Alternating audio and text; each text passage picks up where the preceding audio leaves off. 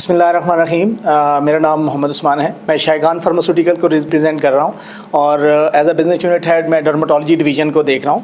मैं तमाम लोगों को शायगान हेल्थ टीवी में वेलकम करता हूँ। शायगान हेल्थ टीवी जो है वो स्किन सोल्यूशन विद डर्मेटोलॉजिस्ट जो है वो एक पॉडकास्ट सीरीज़ लॉन्च की है शायगान फार्मास्यूटिकल ने, जिसके अंदर हम अक्रॉस पाकिस्तान डिफरेंट बड़े डर्मेटोलॉजिस्ट के साथ स्किन के प्रॉब्लम्स के हवाले से जो है वो बात कर रहे हैं। तो आज हमारे साथ एक लीडिंग डर्मेटोलॉजिस्ट डॉक्टर तमीज़ुद्दीन साहब जो कि कंसल्टेंट डर्मेटोलॉजिस्ट हैं और एक्स हेड ऑफ डिपार्टमेंट हैं बेनज़ीर भुट्टो हॉस्पिटल रावलपिंडी के। आज हम इनके साथ बात करेंगे एक्जिमा के हवाले से और हमें हमारी पब्लिक अवेयरनेस प्रोवाइड करेंगे लोगों को कि किस तरीके से इसको ट्रीट किया जाता है। डॉक्टर साहब थैंक यू वेरी मच आपके टाइम का। डॉक्टर साहब थोड़ा सा बताइएगा कि एक्नी क्या है और एक्नी की बेहतर वजूहात क्या होती हैं, तो ताकि हमारी पब्लिक अवेयरनेस को। बिस्मिल्लाहिर्रहमानिर्रहीम। Thank you very much Shaygan computer से आपको बड़ी अच्छी अपॉर्चुनिटी है ताकि लोगों में अवेयरनेस भी आ जाए एक्नी क्या है। एक्नी बेसिकली जो है टीन एज में आती है, फ्राम यूजली 16 to 17 से लेके आगे तक। लेकिन बेसिक जो आजकल एक्नी आ रही है वो एक्नी जो आ रही है टीन एज से पहले what the reason behind it? Because of the cosmetics, because of the diet and because of the environmental conditions. तो इसमें आपने देखना है कि आपको एक्नी जब आती है टीन एज से पहले आ जाती है, उसमें what you have to prevent it. Number one, diet का बैलेंस का ख्याल रखें। जितना आप चीज़ी मटीरियल या इस किस्म के फास्ट फूड की तरफ ज़्यादा जाएंगे तो टीन एज से पहले एक्नी आएगी। जैसे हम देखते हैं एक्नी 12 ईयर में, 13 ईयर, 14 ईयर में आ रही है। लेकिन जितना एक्नी पहले आएगी उतना you have to face it in the long run.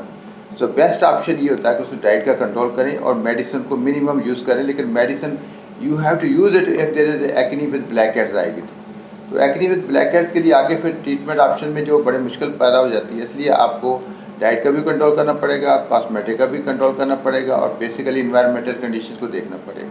Right doctor साहब जैसे आपने बात की ट्रीटमेंट की, तो आपको भी अंदाज़ा है कि बहुत सारे लोग डिफरेंट मेडिसिन सोशल मीडिया से देख के या मुख्तलिफ लोगों से कंसल्ट करके आपके पास पेशेंट बिगाड़ के आ जाते हैं एक्नी को, तो उनको क्या आप बताना चाहेंगे कि कैसे उनको मैनेज करना चाहिए? देखिए जी, बेसिकली तो सोशल मीडिया प्लस ये ऑनलाइन ये जो आजकल एक्नी के प्रॉब्लम चल रहे हैं, इसमें they are very very damaging और हार्मफुल और हार्मलेस नहीं है। इसलिए क्योंकि वो कोई तो सीरम लगा रहा है, कुछ और लग रहे हैं, लेकिन you have to use the acne treatment in a proper way. अगर if you want to prevent the acne and the acne scars, basic acne कोई चीज़ नहीं है, लेकिन उसके आपके एक्नी स्कार्स को प्रिवेंट करना और एक्नी के पोस्ट इन्फ्लेमेटरी पिगमेंटेशन को कम करना है। उसके लिए आपको प्रॉपर ट्रीटमेंट, जैसे क्लिंडामाइसिन के लोशंस हैं, कुछ एंटीबायोटिक्स क्रीम्स हैं और कुछ आपको एंटी जो रेटिनाइड्स वगैरह की क्रीमें हैं वो यूज़ करनी पड़ेगी। लेकिन वो भी अकॉर्डिंग टू कंडीशंस। जैसे कोई आपके पास 10 ईयर्स 20 ईयर्स के फ़र्क होगा, अगर 10 to 15 ईयर्स तक आएगी उसमें आपको you have to give the mild treatment. आपके पास कुछ जैसे कुछ कंपनीज के लोशंस आते हैं क्लिंडामाइसिन के, जैसे फॉर एग्जांपल ग्लाइसिन लोशन है, फॉर एग्जांपल एस्कॉल लोशन, इस किस्म की जो चीज़ें होती हैं आपको you have to do that. And antibiotic creams का भी you have to give the some antibiotic creams, ताकि जो बहुत ही इन्फ्लेमेटरी एक्नी है उसमें आपको क्रीम भी लगानी पड़ती है। और antibiotic if the child female is less और मेल इज लेस दैन 12 तो आपको डॉक्सीसाइक्लिन नहीं देनी चाहिए, आपको कुछ और फार्मूलेशन देनी चाहिए। अगर more than 12 year 30 than you have to give the doxycycline and azithromycin, a drug of choice for the acne in this condition. And this is systemic treatment or you have to give the also local treatment. Local treatment में आपको ये क्रीमें आएंगी, लेकिन इसमें आपको कुछ क्रीमें वो use करनी पड़ेगी जो आपको इन्फ्लामेशन को भी कम करे और स्कार को भी कम करे।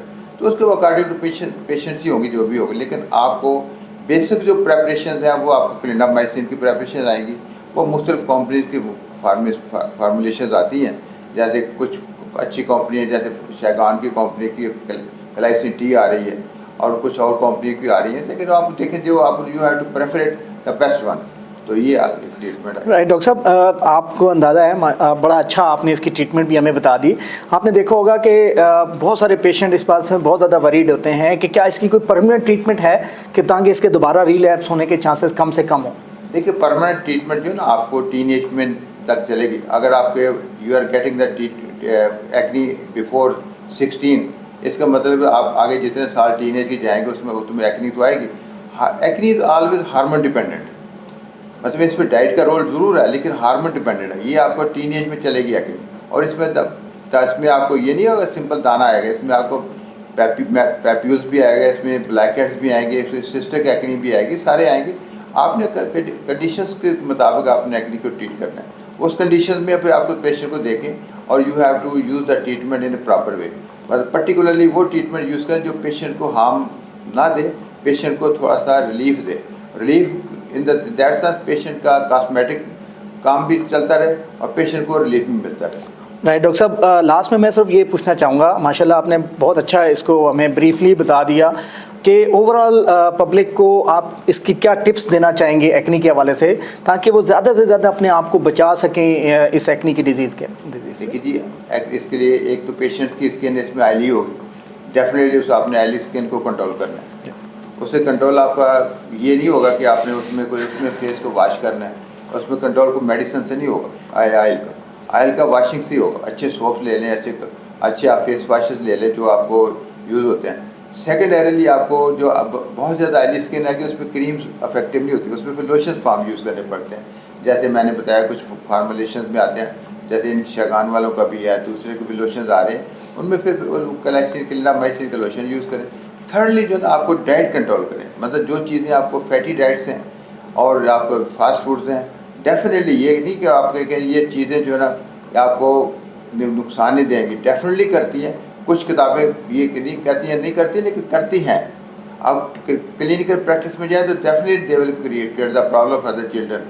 अगर उस चीज़ को कम करेगा कम हो जाएगा सारा इंशाल्लाह। राइट डॉक्टर साहब, थैंक यू वेरी मच, आपने इतनी यूज़फुल इन्फॉर्मेशन हमें प्रोवाइड की। आपका शैगान हेल्थ टीवी में आने का बहुत शुक्रिया। Thank you very much. Thank you.